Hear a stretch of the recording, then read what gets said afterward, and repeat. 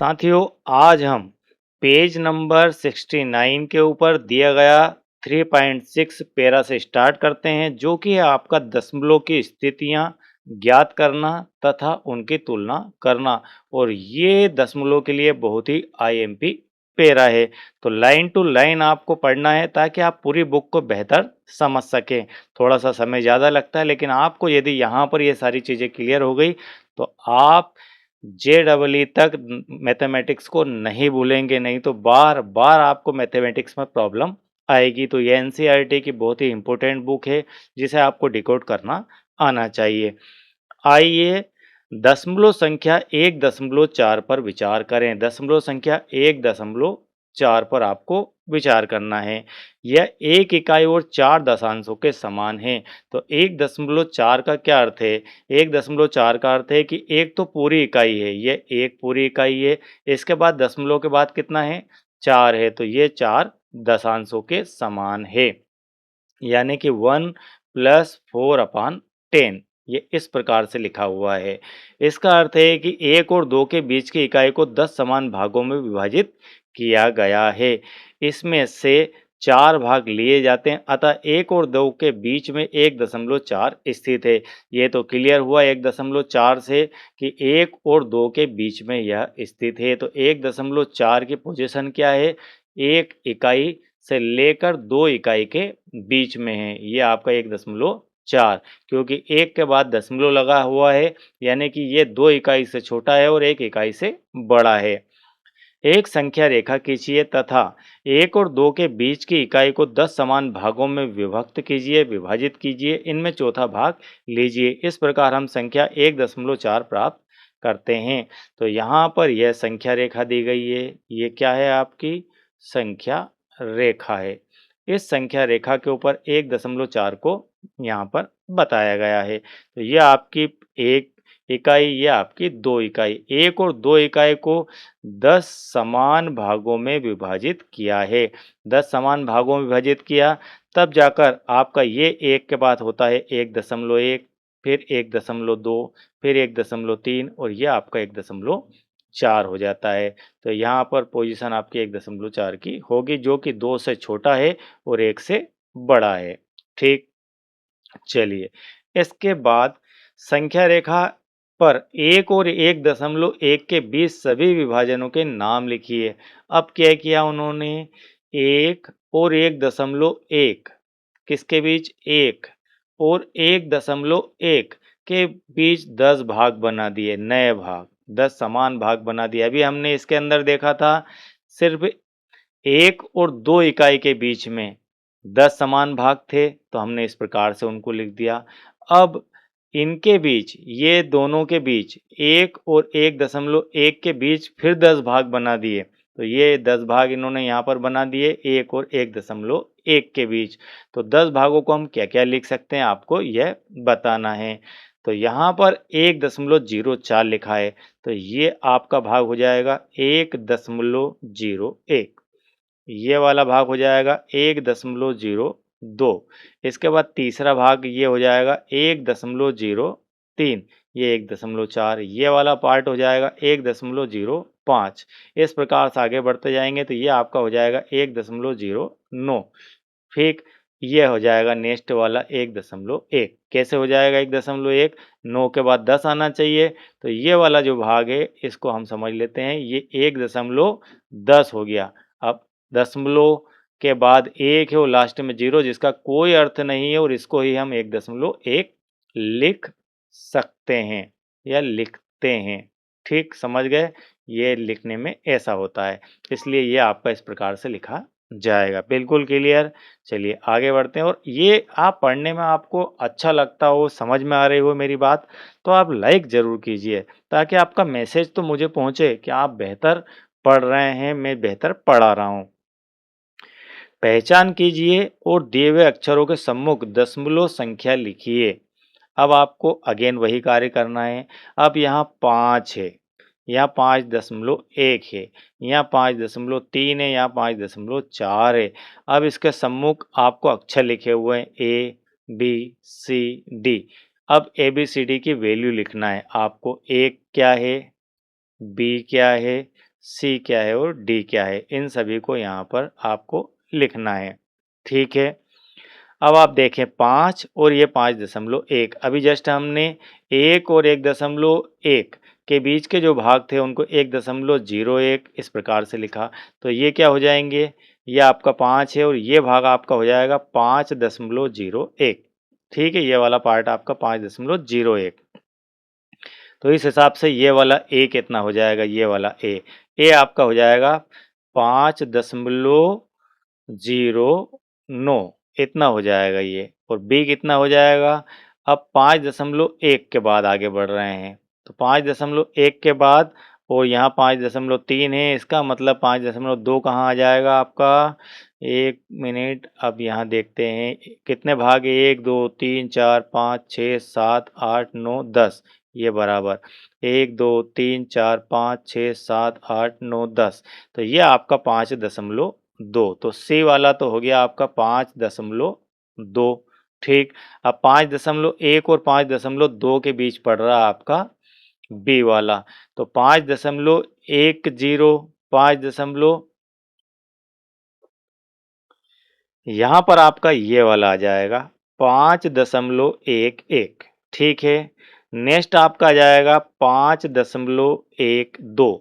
इसी प्रकार से आप आगे बढ़ेंगे तो ये वाला जो पार्ट है आपका, ये यहाँ पर ये वाला भाग आएगा 5.123 से 5.19, और इसके बाद क्या आ जाएगा, इसके बाद ये जो सी है ये है 5.2, यानी कि 5.20 आ जाएगा। ये 1 9 के बाद क्या आ जाएगा 20, जिसे हम 5.2 भी लिख सकते हैं। तो ये जो बी पॉइंट है ये क्या है आपका, अब 5.11 है, 5.12 है, तो ये भी आपका 5.13 आ जाएगा। ठीक है, अब चलिए डी पर चलते हैं।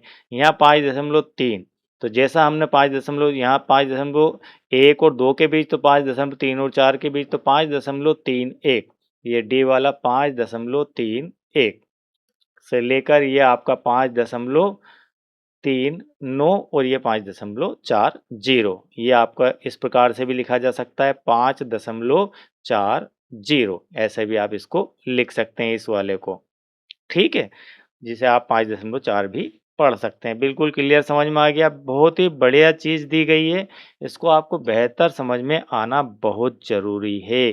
ठीक है, इसका स्क्रीनशॉट लेके अपनी बुक के अंदर लिखिए और अपने शिक्षक से और टेली कर लेना।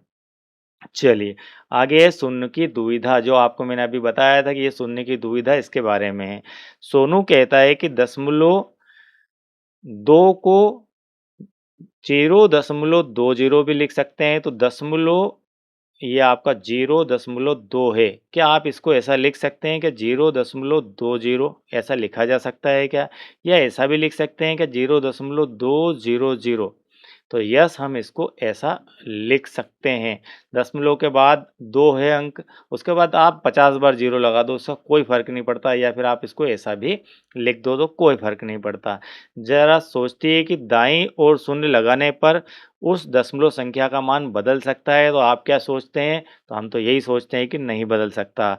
हम स्थानीय मानों का उपयोग करते हुए इन संख्याओं द्वारा निरूपित राशियों पर एक दृष्टि डालकर इस प्रश्न का उत्तर ढूंढते हैं या खोजते हैं। ये दशमलव संख्या आपकी 0.2, तो यहाँ इकाई में 0 है, दशांश में 2 है।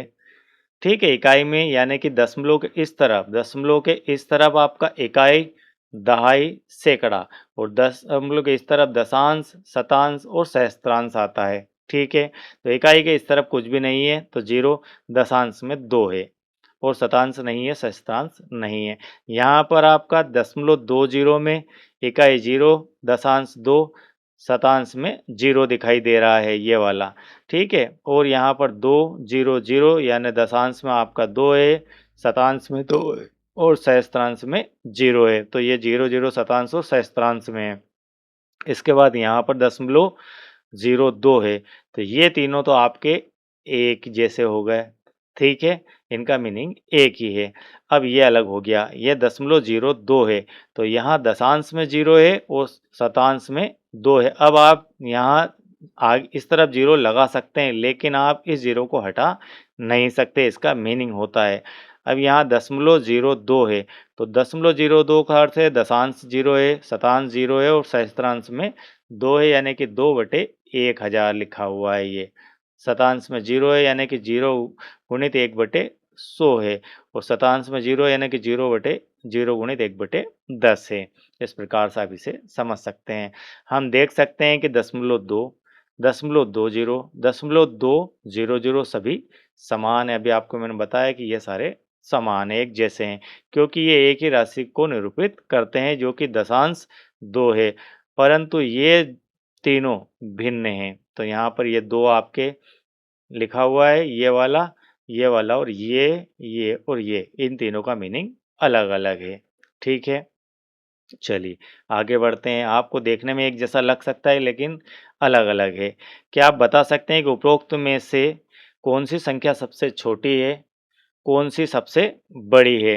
तो क्या आप बता सकते हैं कि इनमें से, ये जो दी गई संख्याएँ हैं, इनमें से कौन-सी सबसे छोटी है और कौन-सी सबसे बड़ी है? तो यहाँ पर देखिए 0.2, इसके बाद 0.20, 0.200, ये तो हो गई तीनों एक जैसी। इसके बाद 0.02, 0.002। अब इसमें से सबसे छोटी आपकी ये वाली हो जाएगी, क्योंकि दशमलव के बाद 2 यहाँ पर है। इससे छोटी आपकी यह वाली हो जाएगी और उससे छोटी आपकी यह वाली हो जाएगी। ओके, बात समझ में आ गई? सबसे छोटी कौन सी हो जाएगी? एक बार मैं यहाँ पर लिख भी देता हूँ आपके लिए कि 0.002 ये छोटी, इससे बड़ी आपकी ये हो जाएगी 0.02, फिर इससे बड़ी आपकी 0.2 हो जाएगी, यानी कि ये सारी इससे बड़ी हो जाएगी। तो ये क्रम आपका रहेगा। निम्न में कौन सी संख्याएं समान हैं? आपको यह बताना है कि कौन-कौन सी समान है। तो चलिए मैं समान छाट देता हूँ आपके लिए। 4.5, तो ये 4.5 और ये 4.50 ये समान है। ये 4.50 ये भी समान है। ठीक है, तो ये तीनों एक जैसी है। ये वाला, ये वाली और ये वाली, ये तीनों एक जैसी। इसके बाद 4.05, 4.005, 4.045 ये तीनों अलग है। ठीक है, तो हमारी ये तीन एक जैसी है। हम इनको लिख सकते हैं कि ये तीनों एक जैसी है। ठीक, इनका एक ही मीनिंग है कि 4.5 है ये, और ये 4.50 है, और ये 4.50 है। इनका मीनिंग एक ही है, तीनों एक ही संख्या है। चित्र ए में दी गई संख्या रेखा को देखिए। प्रत्येक स्तर पर संख्या रेखा के एक विशेष भाग को 4.185 निर्धारित करने के लिए आवर्धित किया गया है। अब आपको यहाँ पर देखना है, ये बिल्कुल आईएमपी है, इसे ध्यान से समझिए।